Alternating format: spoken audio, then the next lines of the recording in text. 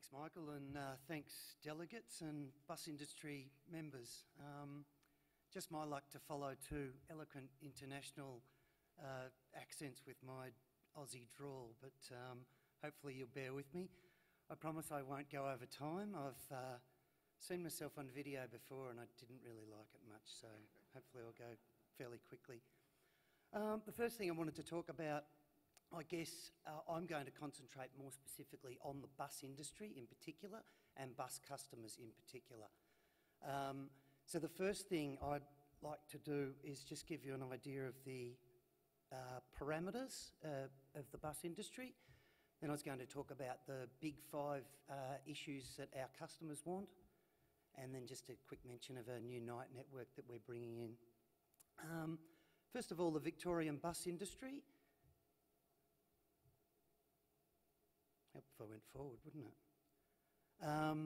It's quite an extensive industry. There's over $1 billion worth of contracts, 167 million passengers, 4,000 vehicles and 2,250 routes, but a lot of those are a single bus route operated for school services.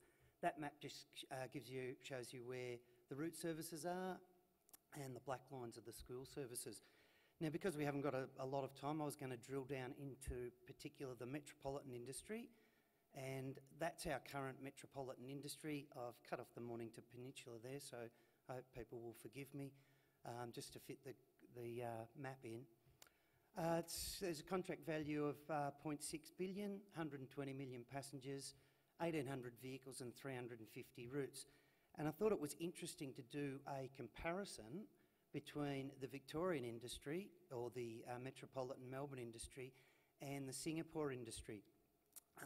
That's the size of Singapore compared to Melbourne, just to give you an idea of the difference in demographics, and that's the Singapore industry compared to ours. Now, I did learn something from Dr. Poon, that there are 4,700 vehicles, so either he's added 100 vehicles or my research sucks. But as you can see from that picture, that diagram, it's fairly comparative in terms of vehicles and cost of the industry. So, what are the things our customers want? Now, that's a fairly small graphic. It's showing all of the different things that people want delivered to them. I'm going to concentrate on the big five, and the biggest one, of course, is service. And our customers want on-time running, frequency, span of operation, running from early morning to late at night, direct services, connections, and they want to limit overcrowding. What are we doing about it? Well, it's a very exciting time to be involved in the Victorian industry. The government are introducing over $100 million worth of new services in the next 2 years. It's the biggest single increase since I've been involved in the industry, and that's been a long time. As Michael said before, I've been in the industry for 30 years. That's probably shocked a few people because I only look like I'm in my 20s. They're also going to implement another additional $100 million worth of new services in the 4 years after that. We're introducing a bus tracking system. We introduced a performance-based regime on procured services, and we're establishing a performance-based regime on all contracts. We're coordinating services and we're supporting innovation. I just wanted to highlight that massive expenditure that the government are producing. If you remember, the contract value was $600 million.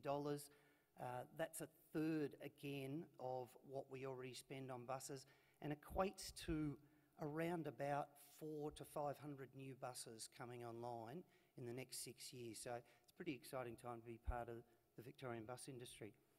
The other one I wanted to concentrate on a little bit was the contracts. We have a world-class bus industry in Victoria. We've got two big international players, one of them from Singapore themselves and another a big multinational. And we've got some fantastic family-based companies with hundreds of years of bus operating experience. The trouble is the contracts that they're running on are 30 years old, and it gives them no opportunity to plan, run their own innovation, run buses like they know they should be run. So we're hopeful we'll get some new contracts in the next couple of years and it'll fix things up on that side of things. The second thing customers want is safety. Of course, the Victorian bus industry has a fantastic safety record. There's very few people get hurt on buses. The things that they want are onboard security, bus stop security, ability to call for assistance, although with mobile phones these days it's probably not so much.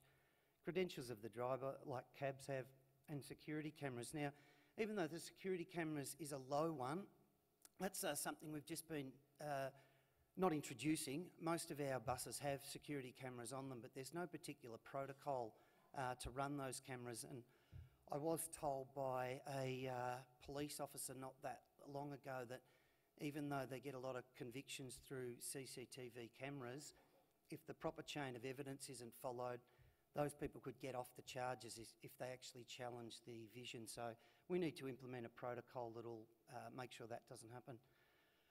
Driver security screens, which I'll talk about a little bit more later. We're relocating some ticket devices, another trial. We audit all bus stops.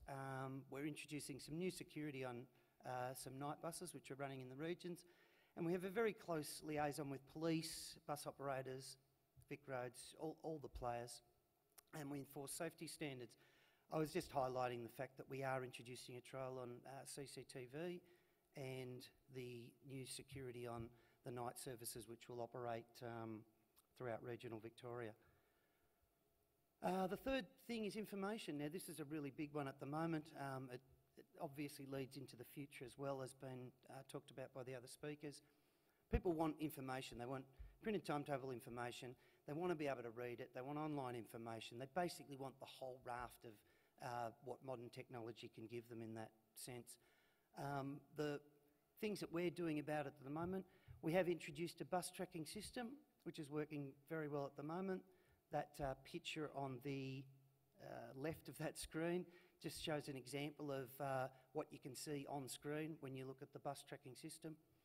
Real-time signage introduced throughout the Melbourne metropolitan area, and we're introducing phone and computer applications that provide real-time information.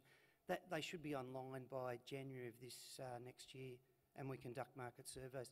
Just wanted to highlight the two most important things there that we're dealing with in the bus tracking system and the phone and computer apps, which the other speakers have mentioned as well. The fourth big one for us is that our customers want is bus drivers.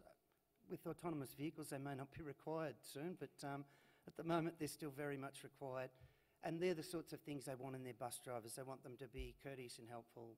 They want to have good driving ability, easy to understand, provide useful information and be well presented and groomed. Now, what are we doing to help bus drivers in the industry? We ensure that operators have training programs. They have all these things in place. I think they do an excellent job of what they've currently got. We're supplying over 100 authorised officers to roam the bus network at the moment. Set standards, follow up on complaints, ensure drivers are safe. I think it was mentioned in a couple of different presentations about driver security. Canada in particular seem to have the same sorts of issues we've got with ice addicts and things like that attacking drivers. So we want to try and make drivers safer. We're working closely with the industry on introducing a driver security screen, which you can see there in that picture. We're trying to please everybody, I guess, in terms of it's a screen that is less intrusive. It allows security for the driver, still allows them to do their ticketing functions, etc. Ticketing's the other big ticket item for our customers. Obviously, they want to be able to validate easily. They want to understand it. They want to be able to top up. Buses being the only mode in Melbourne where you can actually buy and top up a MyKey. They want accurate, fair information, and they want to have it easy for them to top up. The things that we're doing about ticketing, we're obviously trying to improve it. We have got a new contract coming up with our ticketing system at the moment. I mentioned earlier the bus contracts being out of date, and I think some of the ticketing system contracts out of date. We need a new contract with either the same player or a new player that allows for more flexibility, value for money, innovation. We're improving the interface with drivers. We want to perhaps move the ticket equipment around. It makes it easier for drivers to deal with the customers. And we want to reduce fare evasion, of course, so that the customers that are paying feel like they get a fair deal. I just wanted to finish off, I guess, on the something that we're doing in particular. We're introducing on the 1st of January 2016 a 24-hour night network, of which buses are an integral part of. That will be all modes of transport, and yes, we think it's an exciting new innovation. Thank you.